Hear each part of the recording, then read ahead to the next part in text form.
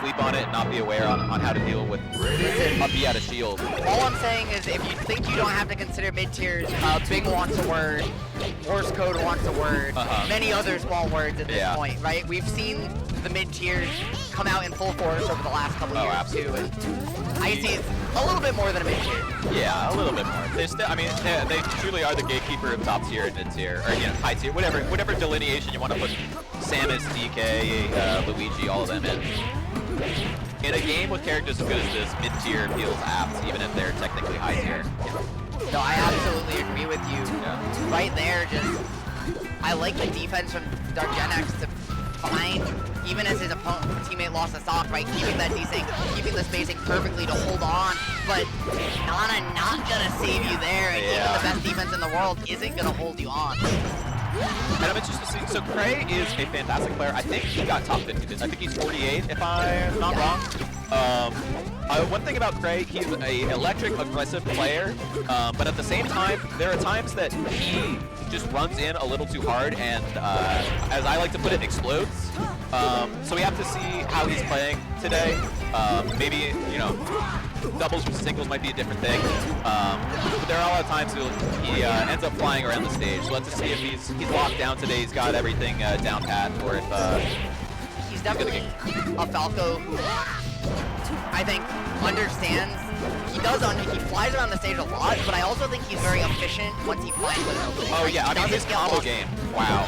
He sauces, it feels like he always sauces the perfect amount, right? He doesn't get lost in pushing too many buttons as much as some of the other Falcos.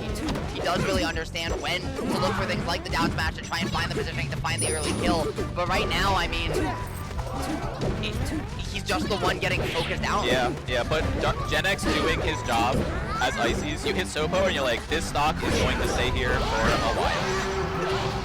And GenX technically the only person. Oh, never mind. I lied. But you were saying about GenX being he was the only one with 3 stocks, you know?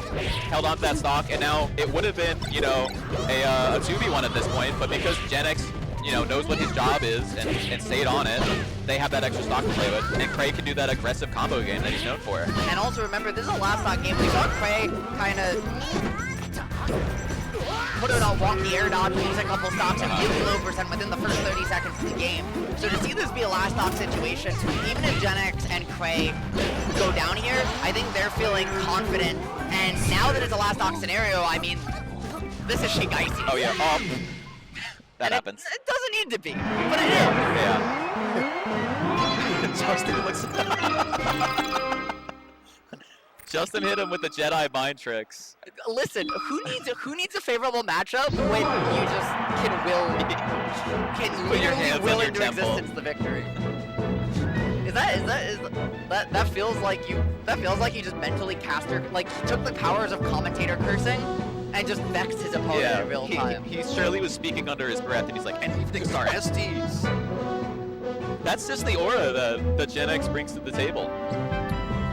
And this one, right, to make it all the way to Foxy and Aqua. Oh, no, sorry, it's best of 5. What am I saying? I am surprised. I mean, I guess last game went all right. But I am surprised that we're here. Especially, so I would say that Cray was dying extremely early. So it feels interesting that we're giving him more space. As well as to counterpick this and have the Peach and not go it. So I'm curious what their thought process was to go there, but we're gonna have to see how it plays out. They just felt like they needed more space because Justin was doing really great at down smashing. Agreed. I think Justin controlled space really well, but it felt like Cray just got swarmed and couldn't get away. Right at the very beginning of the set, we saw those 2 stocks get lost. But now with that more space to work with, right? Like he's gotten a little bit more comfortable. He's not getting caught in these pincer situations, and even though he's gonna lose the stock there, right, has held on to that first one so much longer that at least early on it's working out a little bit. Yeah. I mean it's working. They're finding their way to stay alive. And also, I mean at this point last game, I think Cray had lost at least a stock or 2. Yeah, he lost 2 stocks at this point. So you know he's holding on real. Yeah, we stay alive. Yeah, holding it together way better. Very smart positioning, and you sacrifice Nana there, but you find the stock. How do you feel about that trade?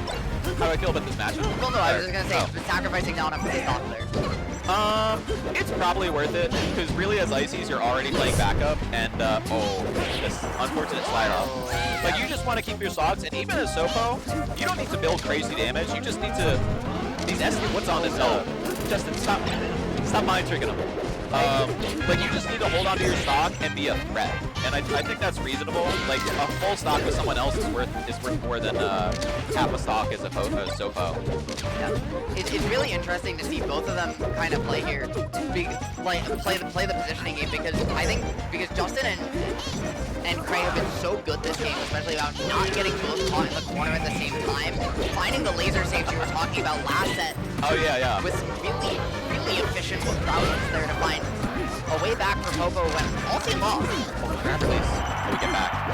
You know, I will say, Justin GamerCon, I keep saying Justin. They are hitting each other a lot. And I mean, clearly they're still getting there, but it is a little scary when you have that much those team hits hitting. Because if you get too many, you know, it's going to stack up and it's going to end up just as an advantage for the other team. And now we're seeing by that once again, a little bit of hard fighting. Oh, not gonna find it, but we get there. Gonna get not one but two down smash. Yeah. We got Sopo at 180. You know, he's been on this stock since we talked about it. Just the value of being able to stay alive and do your job. And now despite this is where I think they've been excellent. Has been when DarkGenex can hold center stage around it here and let Cray control platforms. Yeah. They've just been like, what do you do? Oh, stove the gangster. And it's so hard here because if you get grabbed by ices, that's I don't know if wobbling is legal in doubles at this tournament. I know that typically it'll be legal. But, I mean, regardless, you get grabbed by aces, especially at 120, it's just over. And we could have a debate another time about whether legal means ethical. But Genex and Cray don't need it anyway. Oh, yeah.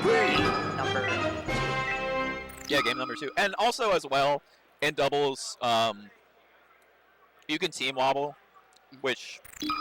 Interesting if you let team wobbling be legal, but not wobbling, but that's another discussion. But, you know, cleaning it up, Genex and Cray showing that, you know, we're the top seeds. And sticking with the sheep, they feel that this is the right answer, at least the best answer they have. Now it's interesting. I think wobbling is we're seeing them go back. We're seeing me and eveningstar now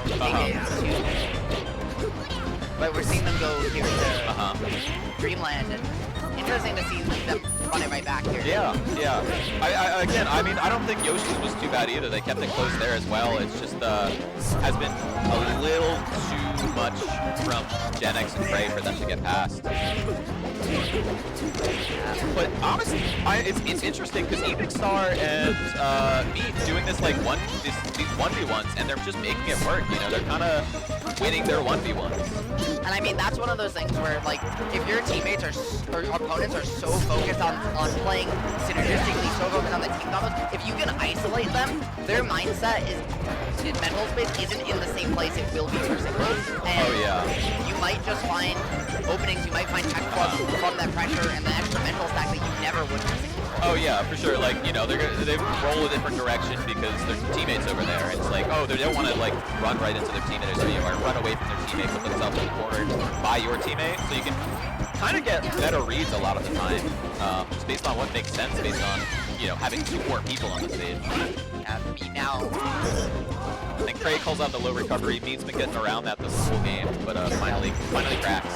Mead there too, like, got put in that position, tried to overextend an advantage state struggle on platform, and just didn't account for the fact that she knew you were cross stage, right? Like, sometimes the cross stage projectile does just get you in melee, especially in doubles, because there's just not as many. You know, there's too much to keep track. As much as people can be knowledgeable and aware, there's just too much going on sometimes. But we got our first kind of even match of the game. Mead and eveningstar kind of were holding it down at the beginning of this game, showing that they were in the lead. Oh, not the wobble.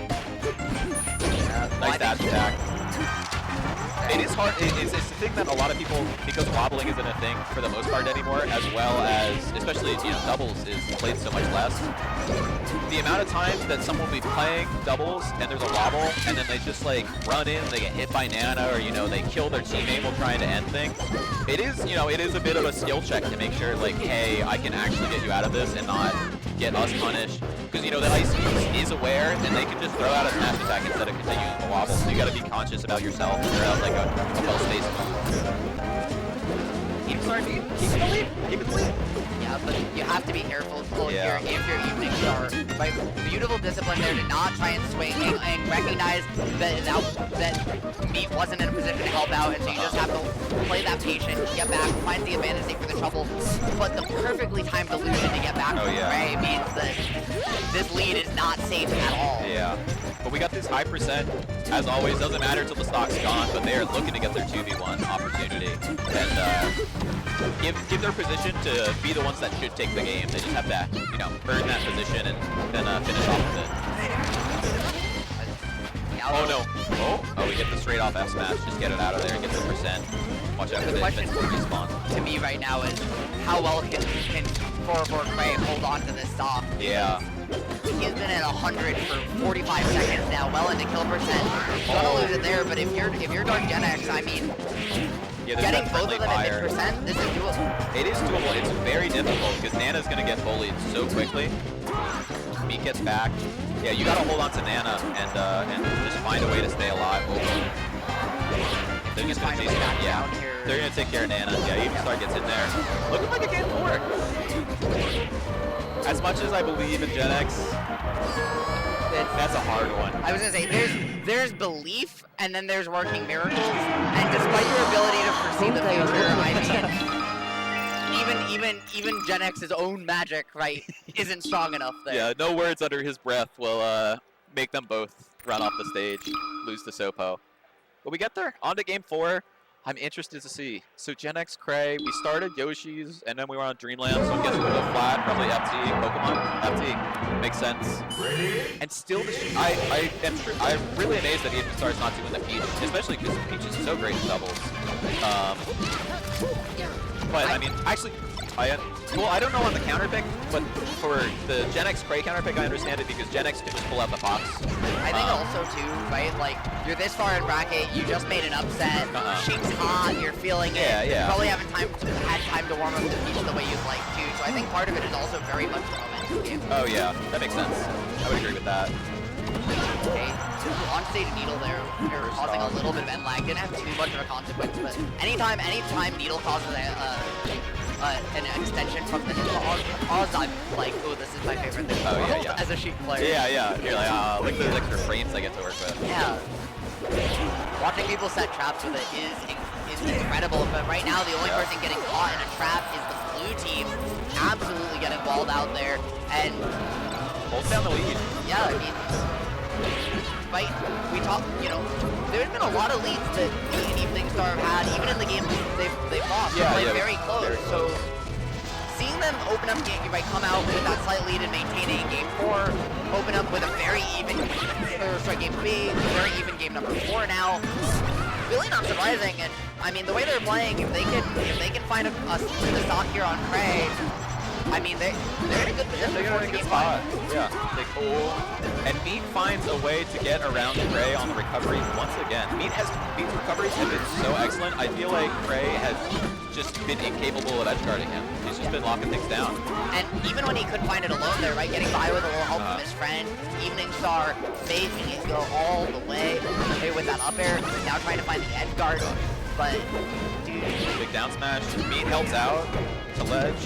One of the things that I think is so interesting about doubles is how it almost makes Falco shine better because the combat, since there's more things, the combat is happening in much closer quarters, and so the smaller size of Falco shine doesn't matter as much, and the vertical angle sets up so well for the team combo. Oh yeah, I mean stop D theory. That is, it's top 5 stops in the game. Absolutely. That's gonna set up for your knee. Have you heard of stop D theory? I mean, you're either stomp or your knee, and that is, it doesn't get more stomp than that. Listen, in a world of stomps and knees, which are you? Well, I think in doubles, I think Icy's are stomped, and I think Falco's knee. Yes,